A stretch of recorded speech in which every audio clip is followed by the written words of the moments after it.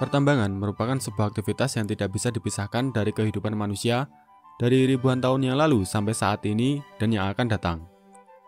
Tentu saja karena banyak sekali barang ataupun kebutuhan manusia yang bersumber dari kegiatan pertambangan.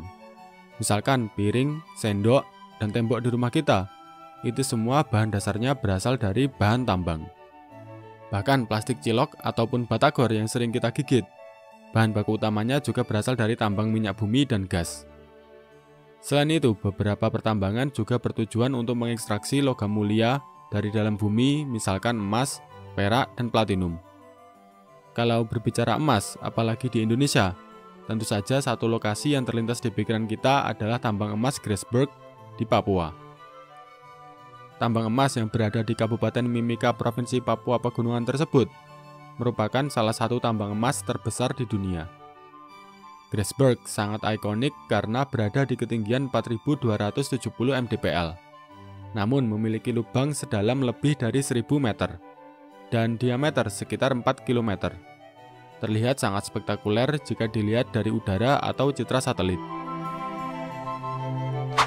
Namun mungkin belum banyak yang tahu bahwa sebenarnya di Indonesia terdapat lubang tambang lain yang sangat mirip dengan lubang tambang Freeport di Grasberg.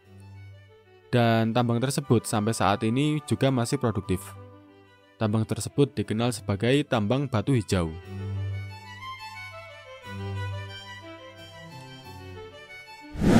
Pada tahun 1984, para ahli geologi dari PT Newmont yang merupakan salah satu perusahaan tambang terbesar di dunia melakukan studi konseptual serta mengidentifikasi wilayah yang memiliki prospek mineralisasi emas di Kepulauan Gunung Api di wilayah timur Indonesia. Di tahun berikutnya, Newmont mulai menyusun dokumen kerjasama dengan beberapa perusahaan lain, dan juga perjanjian konsesi dengan pemerintah Indonesia, terutama untuk wilayah Pulau Lombok dan Sumbawa. Di tahun 1987, para ahli geologi kemudian melakukan studi lapangan secara regional untuk mengambil sampel-sampel batuan di sana. Sayangnya, karena medan yang sulit, yaitu pegunungan, jurang yang masih sangat tertutup oleh hutan, maka para explorer hanya bisa mengambil sampel dari sedimen-sedimen dari aliran sungai saja. Dari sekian banyak sampel yang dilakukan pengujian geokimia, teridentifikasi sebanyak 36 anomali emas, yang kemudian diprioritaskan untuk dilakukan eksplorasi lanjutan. Pada tahun 1989, ditemukan anomali tembaga dan emas di aliran sungai Sejorong yang berlokasi di dekat pesisir barat daya Sumbawa. Survei lapangan menemukan batuan beku dalam berjenis diorit yang mengalami alterasi tembaga yang ditemukan di dasar aliran sungai. Selain itu, juga ditemukan urat-urat kuarsa pirit serta oksida tembaga yang sangat banyak yang ditemukan pada singkapan batuan di lembah-lembah sungai. Eksplorasi di tahun 1990 menemukan cadangan tembaga porfiri yang cukup besar di bagian barat daya Pulau Sumbawa. Pasca penemuan tersebut, proses pengkajian teknis dan lingkungan dilakukan selama 6 tahun. Lokasi tersebut kemudian diberi nama tambang batu hijau, sesuai nama temuan pertama yang berupa oksida tembaga yang berwarna hijau.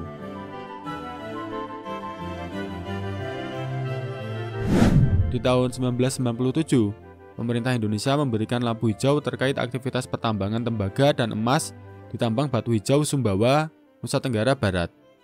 Diikuti dengan kegiatan pengeboran dan konstruksi yang dilakukan di tahun yang sama.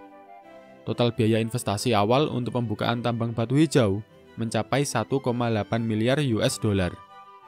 Di tahun 1999, kegiatan konstruksi di tambang batu hijau selesai, sehingga di tahun berikutnya sudah mulai bisa produksi. Tambang batu hijau merupakan tipe tambang open pit atau lubang terbuka seperti halnya tambang Grasberg di Papua.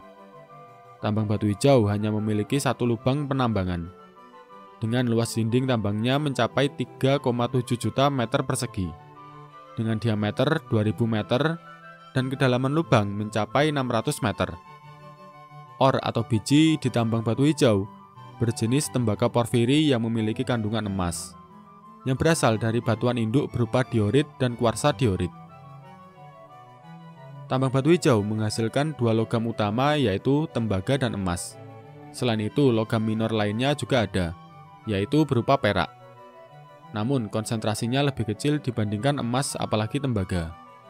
Hasil utama dari tambang tersebut adalah tembaga, di mana dalam 1 ton ore dapat menghasilkan 4,87 gram tembaga serta 0,37 gram emas.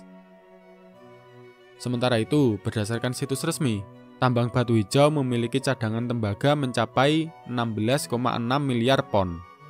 Sementara cadangan emas mencapai 22,5 juta ons. Dalam perjalanannya, pengelolaan tambang batu hijau di Sumbawa mengalami pengalihan hak kelola, di mana PT Aman mengakuisisi hak pengelolaan tambang batu hijau dari PT Newmont pada tahun 2016, sekaligus menjadi operator tunggal tambang batu hijau.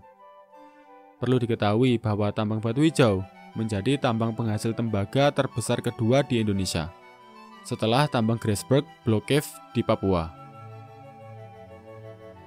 Sayangnya, setelah lebih dari 20 tahun beroperasi dan memproduksi tembaga, tambang batu hijau akan segera berhenti beroperasi. Diproyeksikan bahwa cadangan tembaga dan emas di batu hijau akan segera habis pada tahun 2030 mendatang.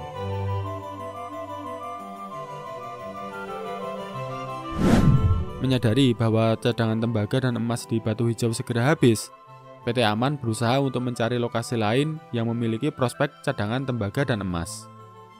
Sejak tahun 2020, PT Aman terus melakukan studi dan eksplorasi di wilayah izin usaha pertambangan khusus atau IUPK, yang juga masih di sekitaran tambang batu hijau. Berjarak sekitar 60 km dari tambang batu hijau, ditemukan mineralisasi tembaga dan juga emas, yang nantinya disebut sebagai jebakan elang. Studi kelayakan terus dilakukan untuk jebakan elang dari tahun 2020 sampai 2024. Berdasarkan laporan tahun 2023, deposit ore atau biji di jebakan elang mencapai 1,4 miliar metrik ton, yang di dalamnya mengandung 10,4 miliar pon tembaga dan juga 15 juta ons emas. Namun, berdasarkan laporan terbaru per 31 Desember 2024, Aman merilis laporan JOCR atau Joint Ore Reserve Committee. Ternyata cadangan ore di jebakan elang jauh lebih besar, di mana ore yang sebelumnya diperkirakan mencapai 1,4 miliar metrik ton meningkat sebesar 79%, menjadi 2,5 miliar metrik ton. Yang tentunya peningkatan tersebut juga berpengaruh terhadap peningkatan cadangan tembaga dan juga emas di jebakan elang, di mana kandungan tembaga meningkat sebesar 71% menjadi 17,8 miliar pon, dan kandungan emas meningkat sebesar 76% menjadi 26,4 juta ons. Menurut laporan USGS atau Lembaga Survei Geologi Amerika Serikat, mengklasifikasikan deposit di jebakan elang sebagai deposit porfiri CUAG atau porfiri tembaga emas super raksasa, yang artinya cadangan tembaga di jebakan elang Nusa Tenggara Barat merupakan salah satu cadangan tembaga dan emas terbesar di dunia yang belum dikembangkan saat ini. Proyek tambang elang rencananya akan menggantikan tambang batu hijau yang akan habis pada tahun 2030 mendatang. Fasilitas pengolahan biji, smelter tembaga, dan pemurnian logam mulia rencananya akan memanfaatkan fasilitas yang sudah ada di batu hijau.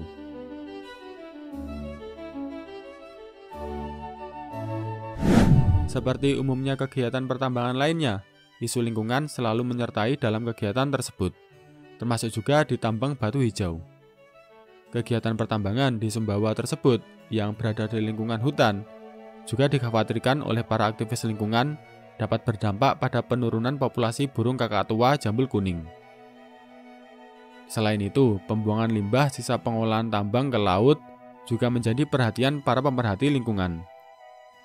Walaupun pembuangan limbah tambang di batu hijau melalui proses yang lebih rumit, yang disebut sebagai Submarine Tailing Disposal atau STD, di mana sisa limbah pertambangan dialirkan melalui pipa sampai ke bawah permukaan laut pada kedalaman 120 meter, dengan harapan di perairan yang lebih dalam, kadar oksigen cukup rendah sehingga dapat secara signifikan mengurangi reaksi oksidasi yang melepaskan logam berat dari limbah tambang ke lingkungan. Namun, klaim tersebut dinilai sangat kontroversial karena tidak mempertimbangkan dampak pada ekologi laut.